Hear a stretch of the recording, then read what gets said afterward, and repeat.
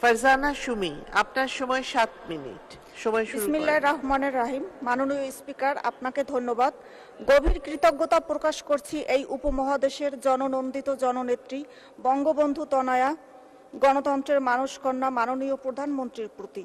গভীর শ্রদ্ধায় স্মরণ করছি সর্বকালের সর্বশ্রেষ্ঠ বাঙালি, স্বাধীন বাংলার রূপকার, বাংলার আপামর জনগণের স্বপ্নের দিশারি, জয় বাংলা মহাকাব্যের রচয়িতা, রাজনীতির কবি বঙ্গবন্ধুকে। সেই সঙ্গে স্মরণ করছি ৭৫-এর রক্তাক্ত ট্র্যাজেডিতে যারা সেদিন শহীদ হয়েছিলেন, সেই সকল শহীদগণকে আমি গভীর শ্রদ্ধায় স্মরণ করছি মহান মুক্তিযুদ্ধে যে সকল মুক্তিকামী জনগণ শহীদ হয়েছেন এবং সকল বীর মুক্তিযোদ্ধাদের প্রতি আমার গভীর শ্রদ্ধাঞ্জলি। স্মরণ করছি ১৯৭৫ সালের ৩রা নভেম্বর জেলখানার মতো নিরাপদ স্থানেও যে জাতীয় ৪ নেতা রক্তাক্ত ট্র্যাজেডির শিকার হয়েছিলেন। এখন জন্ম সনদ দিয়ে খোলো বিকাশ স্টুডেন্ট অ্যাকাউন্ট। নিজের বিকাশ নিজে কর। এই ৫৬,০০০ বর্গ মাইলের সবুজ শ্যামলে শোভিত ও ১৩শত নদী বঙ্গোপসাগর বিধৌত বাংলাদেশকে স্বাধীন করতে গিয়ে বঙ্গবন্ধু জেলে কাটিয়েছেন ৪,৬৮২ দিন। অমিত সাহসে উপেক্ষা করেছেন মৃত্যুর হাতছানি।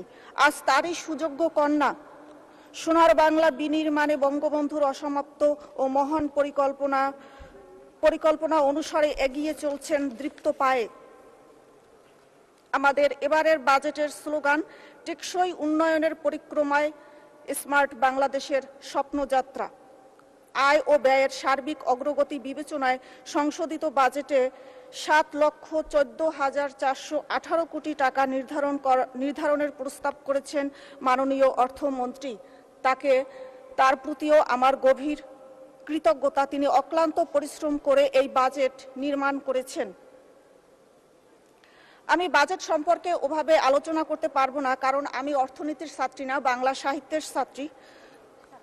আগামী ২০২৪ ও ২৫ অর্থ বছরে মাধ্যমিক ও উচ্চ মাধ্যমিকে উচ্চশিক্ষায় ৪৪,১০৮ কোটি টাকা বরাদ্দের প্রস্তাব করা হয়েছে। এজন্য আমি একজন ক্ষুদ্র কলেজ শিক্ষক হয়ে গর্বিত। আমি প্রাথমিক ও গণশিক্ষা বিষয়ক মন্ত্রণালয়ের স্থায়ী কমিটির সদস্য।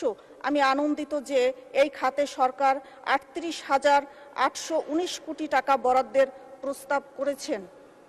এই জনবান্ধব সরকার, জনগণের সরকার প্রতিবন্ধীদের সুরক্ষা কার্যক্রমে অগ্রণী ভূমিকা রাখছেন। প্রতিবন্ধী ব্যক্তিদের নিয়ে কর্মরত বেসরকারি সংস্থার মাঝে আমাদের সরকার প্রায় ১৬ কোটি টাকা অনুদান ও ঋণ বিতরণ করেছেন। এই কার্যক্রমে উপকারভোগী ব্যক্তির সংখ্যা প্রায় ১,৩০,০০০।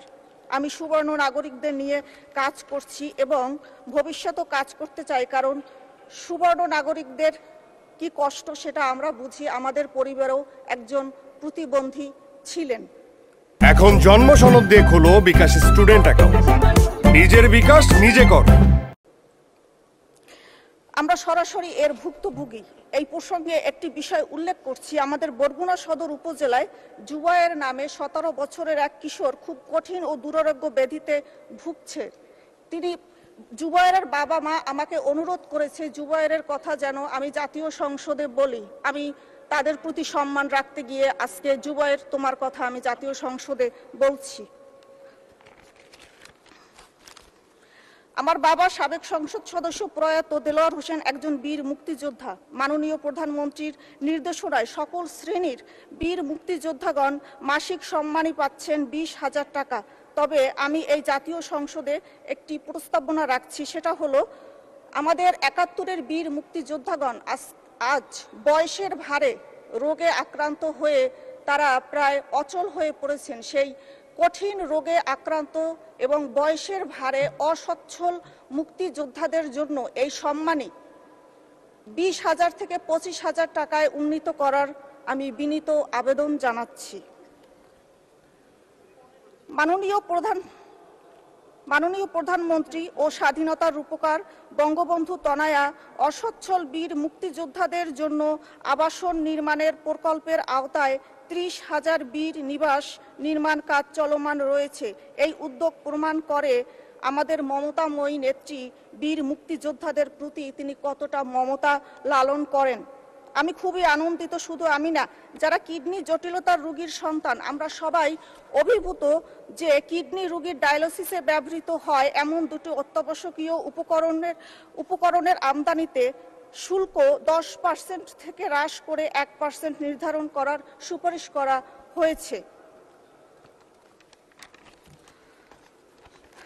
মাননীয় স্পিকার, আমাদের জেলার উপর দিয়ে 26 ও 27 মে ভয়ঙ্কর ঘূর্ণিঝড় রেবেল বয়ে গেছে। মাননীয় প্রধানমন্ত্রী আমাকে সংসদ সদস্য হওয়ার সুযোগ প্রদান করেছেন। এই কথাটি মাথায় রেখে ওই ঝড়ের দিনেও 10 নাম্বার বিপদ সংকেত মাথায় নিয়ে আমি ঝড় আক্রান্ত বন্যা দুর্গতদের পাশে ছুটে বেরিয়েছি। লোকালয় থেকে লোকালয়, গ্রাম থেকে গ্রাম নিজের হাতে মাইকিং করে আমি বন্যা দুর্গত জনগণকে তাদের মানে ভালো যে আশ্রয় কেন্দ্র, নিরাপদ আশ্রয় কেন্দ্রে তাদেরকে চলে যাওয়ার জন্য অনুরোধ করেছেন। অনেকে আমার অনুরোধ শুনে আশ্রয় কেন্দ্রে চলেও গিয়েছেন। আমার বরগুনায় একজন ব্যক্তি এই রেমেলে গাছ চাপায় নিহত হয়েছেন। আমি ওনাকে দেখতে গিয়ে নিজে দুর্ঘটনায় পতিত হয়েছি। আমার কি হয়েছে তাতে দুঃখ নেই, কিন্তু মাননীয় স্পিকার, আপনার মাধ্যমে আমি গণতন্ত্রের মানসকন্যা মাননীয় প্রধানমন্ত্রীর কাছে আবেদন করছি এই বন্যা বিধ্বস্ত বরগুনার প্রতি এবং বন্যা বিধ্বস্ত প্রতিটি জেলায় যেন একটু বেশি বরাদ্দ দেওয়া হয়। কারণ আমাদের ঘর বাড়ি, তারপরে বেড়িবাঁধ সবকিছু বিধ্বস্ত। একটি বিধ্বস্ত বরগুনা আমাদের এখন। মাননীয় প্রধানমন্ত্রী ছুটে গিয়েছিলেন সেই বিধ্বস্ত এলাকা পরিদর্শন করতে। তিনি কলাপাড়ায় 30 মে গিয়েছিলেন আমাদের মতো বন্যার্তদের দেখতে। আমাকে আর একটা মিনিট দেবেন? বলুন। আমাদের পূর্বপুরুষরা এই বন্যার সাথে, এই ঘূর্ণিঝড়ের সাথে যুদ্ধ করতে করতে ক্লান্ত। এক বন্যায়, এক ঝড়ে তারা সব হারায়। আবার পরিশ্রম করতে করতে যখন স্বপ্নের ঘরটা সাজায়, তখন আরেকটা ঘূর্ণিঝড় এসে আমাদের সবকিছু ওলটপালট করে দেয়। কিন্তু আমরা এত সহজে হার মানতে শিখিনি, কারণ আমরা বাঙালি জাতি, আমরা বীরের জাতি।